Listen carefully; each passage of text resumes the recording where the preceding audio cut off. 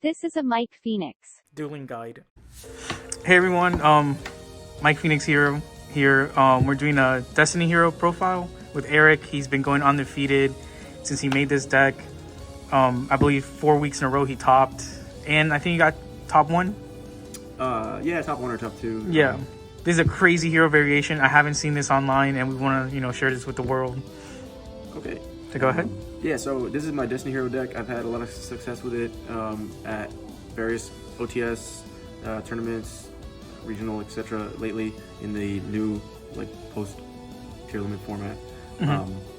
It does a lot of things. I can get into some of that stuff too. First, I'll go down into the list. It plays, I think it's in order of bigness. So Dreadmaster is our Destiny hero, big guy. It plays 1 plasma for sure. Double Mally. Those are the 8s and 6s. Yeah, the ones you don't want to open up with, but the ones that extend like crazy. Right. Yep. 4s, the Celestial. It plays the Drawhand. Plays the Diamond Dude. The 3 Denier, and then the 2 level 1s are the Disc Commander and the Dark Angel. Okay, so they're gonna ask, viewers. So this is to put on their field and it can activate spells. This is to special summon. So this one's obvious. A lot of people are playing this as a good meta choice to shut down spells, to give people monsters so they can't go off with combo decks like Kashtira, etc. Yep. Some of these other are a little bit more like rogue option that I think are kind of underrated. The Denier is obvious; it's in every deck. The rest of these you see now in almost no decks. A lot of people I see clutching the Celestial. Almost nobody plays the Disc Commander. I can't see why. I mean, I get it's a little bricky, but it just so good so much of the time in this type of variant that brings him back from the graveyard so often. Yep. The Drawhand might be the most important one outside of the Denier Malicious, just because it's like the Disc Commander where you can draw.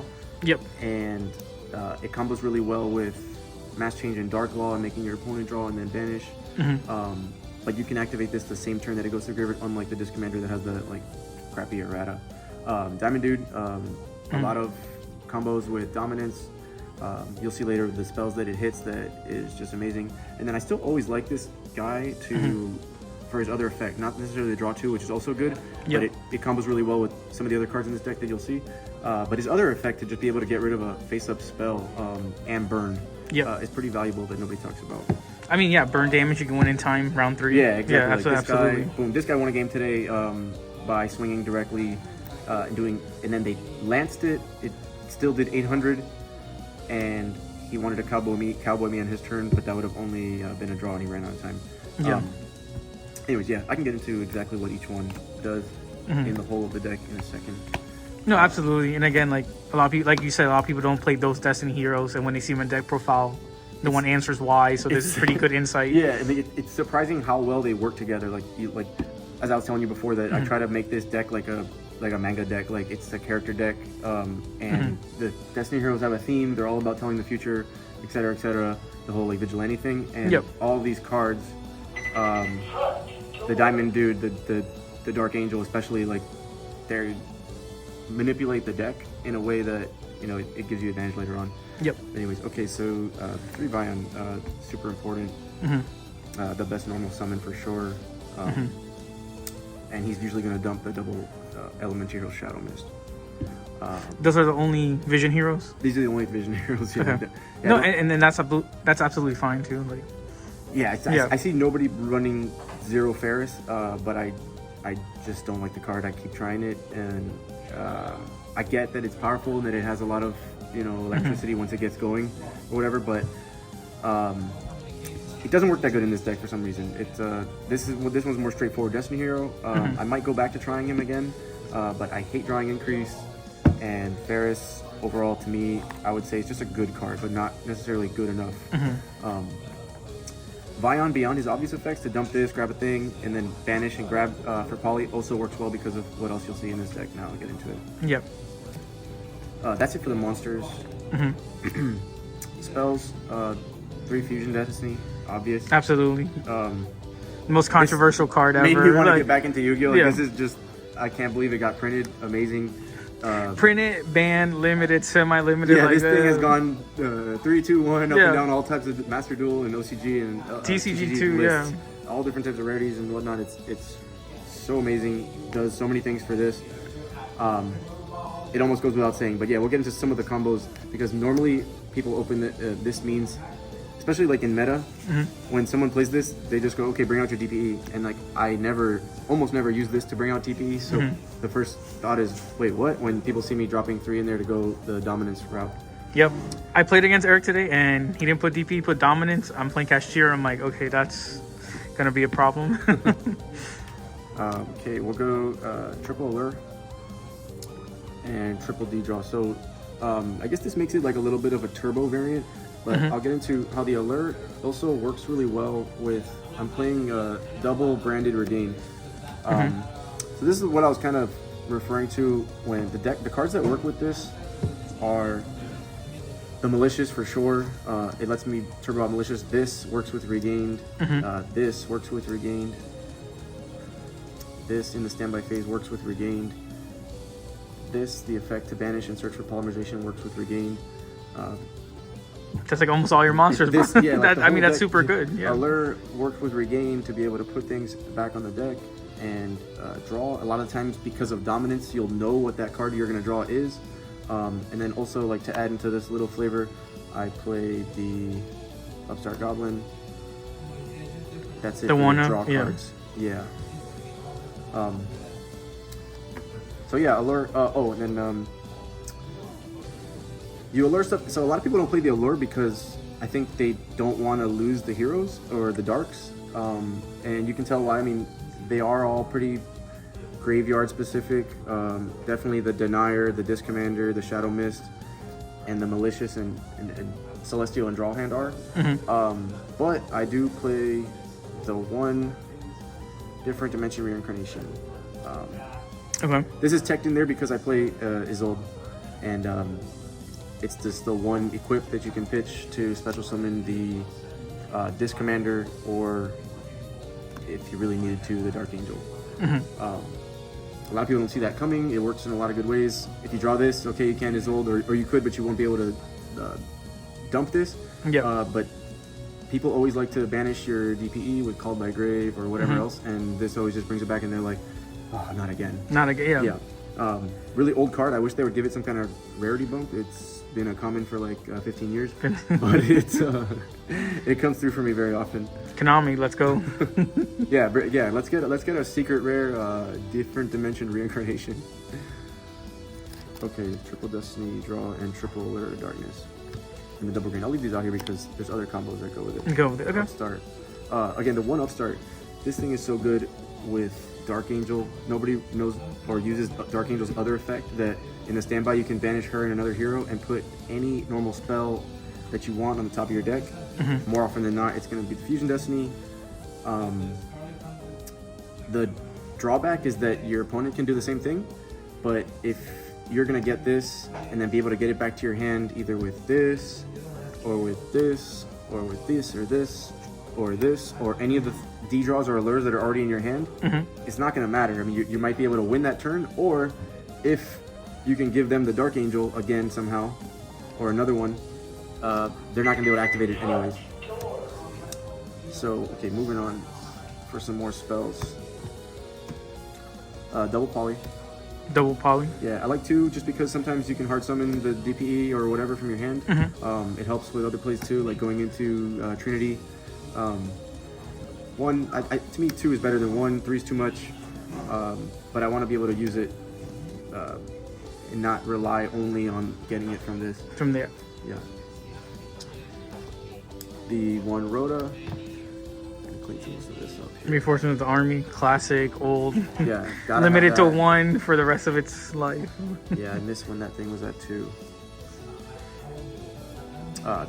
This is most likely going to get you your Vyon or something to throw away with D.D.R and whatnot. You can get Dark Angel with that, right? Yeah. Yeah, so if that's the last piece you're missing, overextend. So to lock them out, if that's the last thing you need, then the Rhoda comes in handy. I do play one Foolish Burial Goods. You'll see why in a second. The one Called by, I don't like it. I don't like that it's at 1. but Ash is so prevalent and strong right now that it and especially this deck that has a lot of draw power, it gets seen often enough to still make it worth it. And to be honest, I've seen other hero, so not Destiny Hero, but other heroes play Cross Crusader. I'm sorry, Cross-Out Designator. Cross-Out Designator just for Ash.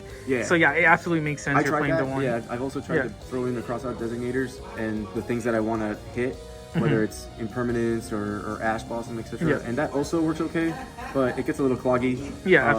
The one called by is still versatile enough. I mean, in this tournament today, there's still a tier limits player. So this is something that before was like, it has to be in your deck. And in this format, people have been it's been losing a little bit of favor because it's not good against the main matchup, which is Kashtira usually. But I mean, you used it against my friend here, and you left me 2 turns without able to activate the effect. So I mean, that's a pretty good. Its other its other skill drainage effect is really good. Yeah, absolutely. So that still makes it. As far as quick spells, the only other 2 are the 2 mass change. Not 3.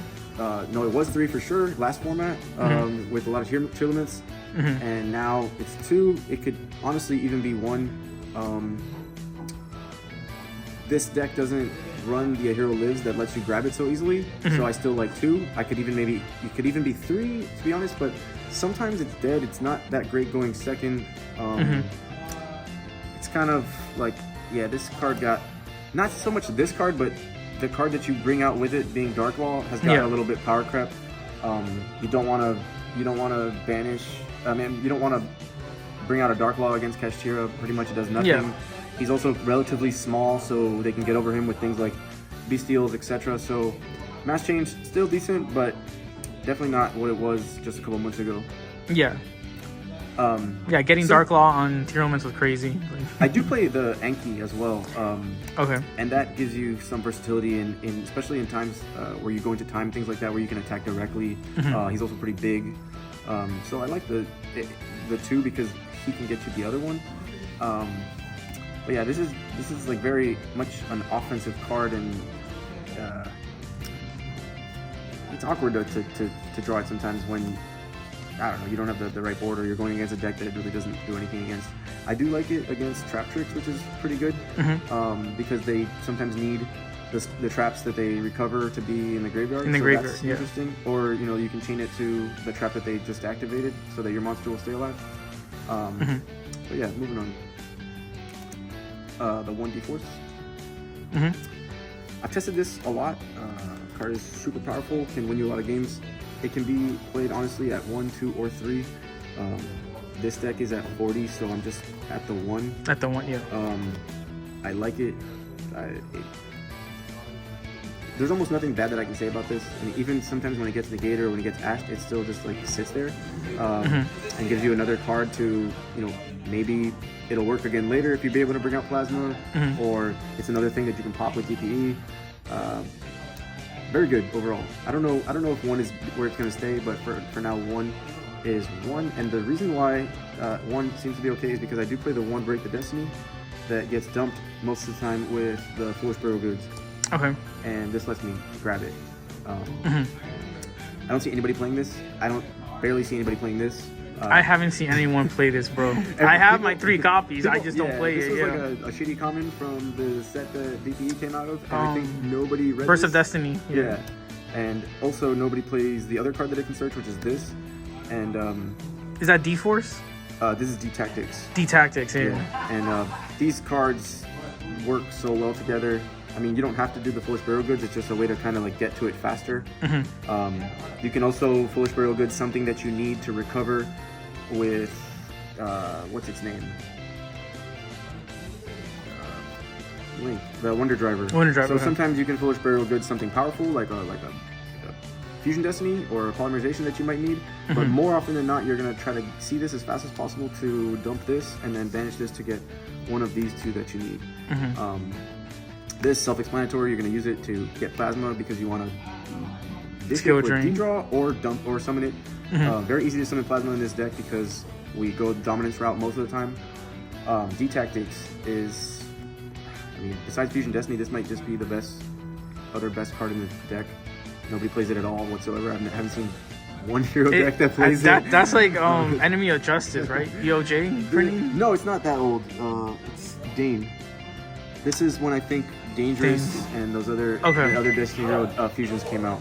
It's not that old. Okay, it's not enemy adjusted. It's like a few years old. But anyways, with this card, it's a floater. It's free. If it gets destroyed, I get to search for Destiny Hero. But what it really does well is every turn that I special summon a level 8 or higher Destiny Hero monster, so DPE pretty much every turn, I get to banish a card from anywhere, like a Trishula style, hand, field, or graveyard.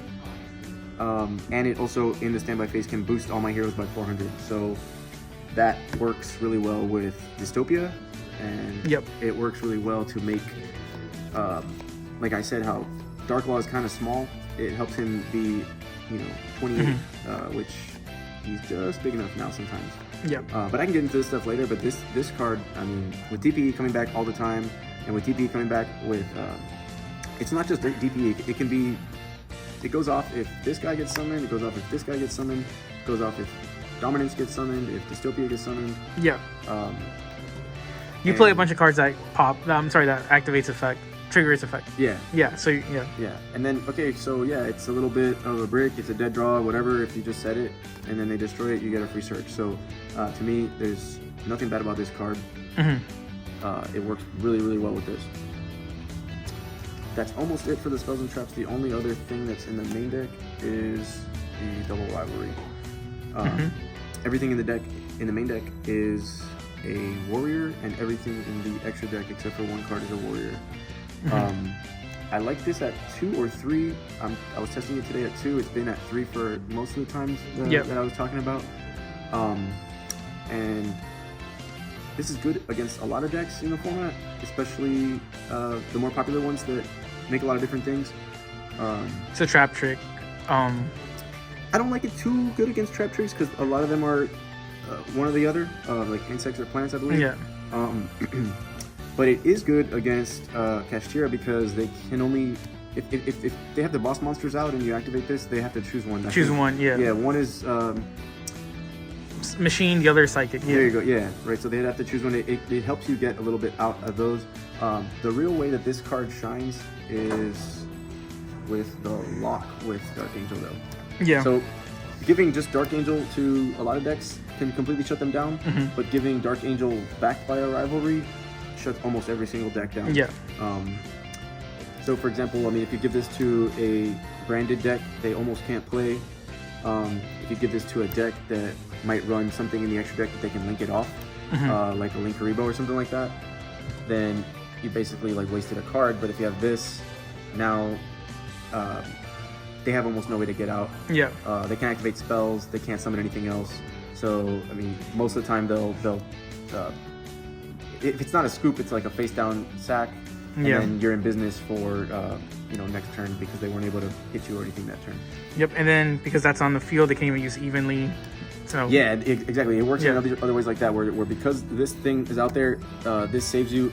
This is also good because you can't get nibbed while it's out. If you have heroes, you can't get kaiju, you can't get lava golem. So I like to activate this as soon as possible if you have it set, just so that you know you're safe for the turn. Okay, that's it for the main deck. For the extras, Dominance. The Destiny Hero Dominance, usually the first go-to. He lets you see the top 5 cards of either player's deck and rearrange them in any order. That has so much synergy with this, with this, with this. Also with, where is he? The Diamond Dude, the Disc Commander, right? Again, so like I said, they all seem to work together.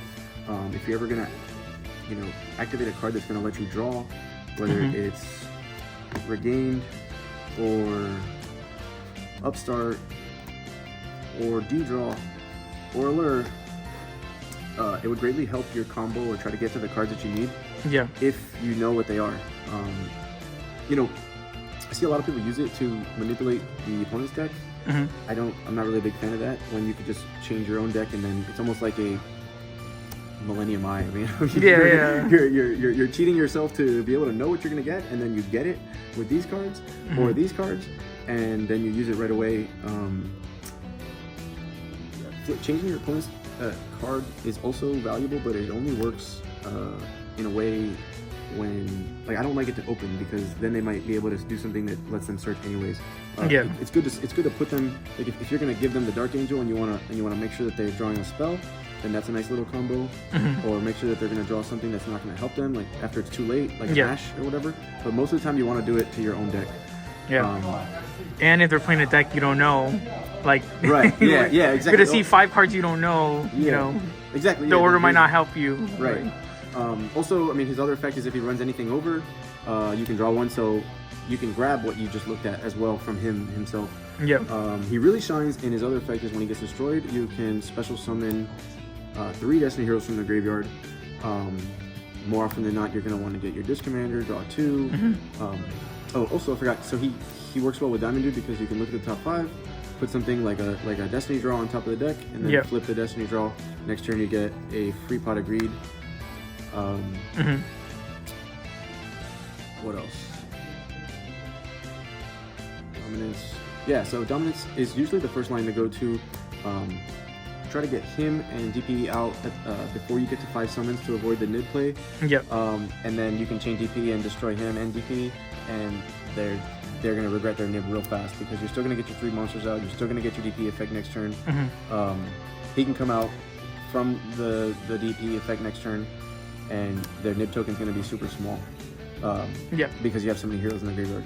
A lot of ways to get him. Another way to get him destroyed is with this. But most of the time it would be with DPE.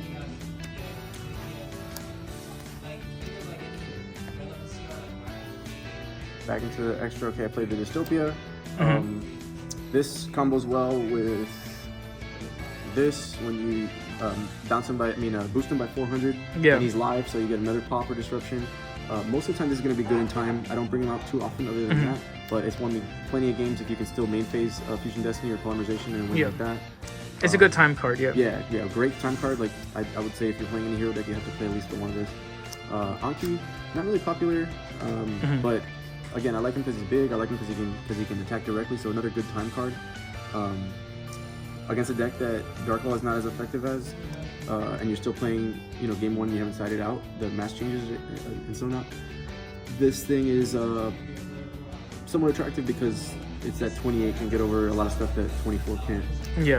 I played the double DPE. The other main bread and butter of this deck, everything is based around her and this. This is really the deck that it shines in, right? People for the past year and a half have been throwing DP in everything. And then now heroes are playing it in like this Omni thing. But in this deck, it really, really shines because beyond what everybody knows it does, it also sometimes can just bring out other Destiny heroes, right? A lot of people don't even know that it can bring out other Destiny heroes. They only use it to bring out itself. But in this deck, it really makes you think, who do I want to bring out this turn? You can always bring her back with Cross Crusader. So the target in the standby phase, or not target per se, but the monster you're shooting for in the standby phase to come back is not always itself, which gives this so much more versatility. Like, this is really where it's supposed to be. It's frustrating to see the Fusion Destiny and Dasher Celestial combo in every deck over the past couple years. It's cool, but this is where it belongs. It does so much better in this. This is its home. This is really its home, and it works so good with everything. Okay, I play the Trinity. It's okay. It comes in there once in a while. Play the Polymerization, double Polymerization, so you can bring it out often, but you only want to bring it out when it can really win. Which the 5K beat stick. Rare. I mean, this has won me a couple games, but more often than not, it stays in the extra deck. Double Dark Law. I still like 2 because I have combos with Drawhand, where I can possibly make them draw and then banish 2 or both are on the field. A lot of people have been cutting this. I mean, like I said, it's not as good right now, but still deserves to me 2 spots in this deck. That the mass change is always going to be alive to make Dark Law because everything is dark. They're dangerous, very important, very easy to make a plasma with this guy if you can dish the Malicious and Denier combo. And then also, because of this, the reason why I play the 1 Beatrice. This and Malicious makes Beatrice. Beatrice can dump the Break the Destiny, and Break the Destiny can search for the D-Force. Yeah. So these two are like brother and sister. And Dangerous is a 1-card Dark Law. I've showed on my channel before, but if you have Fusion Destiny, Dangerous, you can get Dark Law. Oh yeah. Yeah, so like if you send the Shadow Mist and then don't activate, Yeah. Right, so yeah, Dangerous. Dangerous, very good target. A lot of people cutting it, but yeah, in this you cannot. Very important to the Pure Destiny build. The Beatrice is interesting. I don't think anyone is running that, so. It's nice. I've seen it in some builds. I mean, I gotta be careful, right? I play Rivalry and every warrior except this. So you would play around that.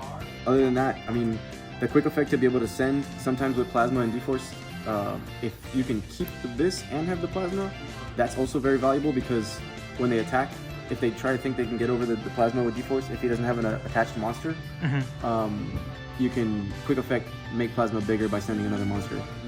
So I've done that before too. That works really well. Onto the links. It's 1 Dread Decimator. Really good with Dystopia. Really good with just being big in general, going for OTKs. Really good with giving them Dark Angel and then running it over because this tramples. The double Cross Crusader is mandatory. Really good in Pure Destiny because I might even go 3. It's so good. Wonder Driver. Don't make this that often, but it's another way you can get a very like easy DPE if you open with a Vyon. And sometimes it helps you get back stuff like Mass Change and whatnot to continue combo. And then the one is sold that I talked about. Only one equip, which is that D.D.R. And that can get you Disc Commander or Dark Angel. But a lot of times this is good. It gives you, you can dump the D.D.R, get another body for Plasma. The only drawback is that if you go into this, then the Cross Crusader wouldn't work because it's not a hero. But still good enough to make once in a while search. Use that extra body that you just grabbed that it can't be used that turn, but you can de-draw it, or you can allure it away, something like that. This kind of just lets you continue. And that's it for the main and extra. I can go into the side really quick, and then maybe cover a couple more of these combos. How long are we at right now? We're at 27 minutes. 27 minutes, holy shit. The side you can go quick because again it changes per meta. So right now we're Kashtira meta. Yeah, exactly. Trap this trick. This gets changed very often. So like Kashtira meta, it's double Book of Eclipse. Same thing. I mean, this is good against almost every deck right now. The triple evenly. Oh, evenly, yes. I consider this to be the sister of this. If you open with both, you can usually win most second games. I'm a little bit worried about getting cards like how I Dark Angel people. I don't want them to give me like a Nightmare Ibli or Branded has a combo where they give you some monsters too, so I do the triple dark hole. So this stops Ibli, this stops this Raw's Disciple, but it doesn't stop the Gimmick Puppet. Right, So that's the only thing like Dark Hole doesn't. But Raw Disciple and Ibli, like you're good. And also, I mean, this is just overall pretty versatile card. It's a good going second against a lot of other stuff that doesn't have like a negate, or if it does have a negate, it wipes that one off. And then this is pretty much like Spell and Trap Fears. Good against Labyrinth, Kashtira. I mean, not Kashtira. These are good against Kashtira. Trap Tricks, stuff like that. I mean, if you banish their Birth or Preparations, like they're not going to be able to like pick up and summon from grave. So that's all 15. So that's the Destiny Hero deck. It's I try to keep it clean and pure to Destiny Heroes. It gets in there. I've been having a lot of success with it, and maybe we'll make another video of some more combos and whatnot. But pure Destiny Heroes. Pure Destiny. Here he is, Eric, the champ, South Florida, right here. I don't know about that. Thank you. We'll keep doing it with the Destiny Heroes. Thank you. Thanks, bro. All right. Thanks for watching. Please subscribe to the channel if you haven't already, and leave a like and comment. Let me know what you guys want to see in the future.